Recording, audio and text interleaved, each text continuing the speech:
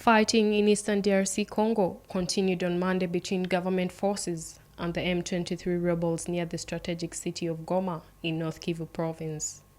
Former Kenyan President and EAC mediator Uhuru Kenyatta arrived in Kinshasa on Sunday for peace talks set to take place on November 21st. On Sunday, Kenyatta said that all groups who currently bear arms should lay those arms down and choose the path of peace through dialogue, because there is nothing that can be gained through the barrel of a gun. Kenyatta, a former president of Kenya and East African Community, is a facilitator on the peace process in the eastern region of the Democratic Republic of Congo. The Congolese government accuses Rwanda of supporting the rebels, an accusation rejected by Kigali.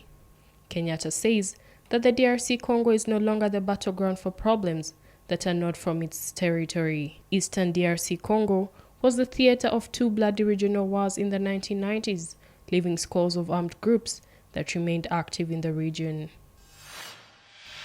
Over the next 3 decades, the West African nation's population is expected to soar even more.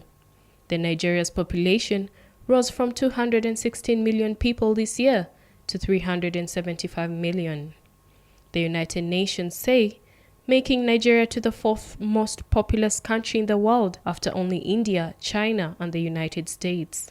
Tuesday marks the UN projection for when the world's population is expected to hit 8 billion people, though officials are careful to note it's not a precise milestone. Nigeria is among the 8 countries that the UN says will account for more than half the world's population growth between now and 2050, along with Congo, Ethiopia, and Tanzania, among others. Other countries rounding out the list of those contributing most to the population increase are India, Pakistan, and the Philippines. Such rapid population growth also means more people vying for increasingly scarce water resources and potentially more families facing hunger as climate change increasingly impacts crop production.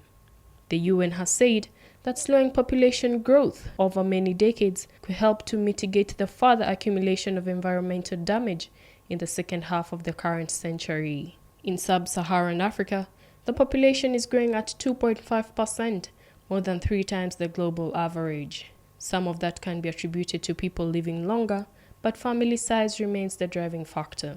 Women in sub-Saharan Africa on average have 4.6 births each, twice the current global average of 2.3. Part of that can be traced to the high rate of child marriage, with 4 out of 10 girls married before they reach the age of 18, according to UN figures.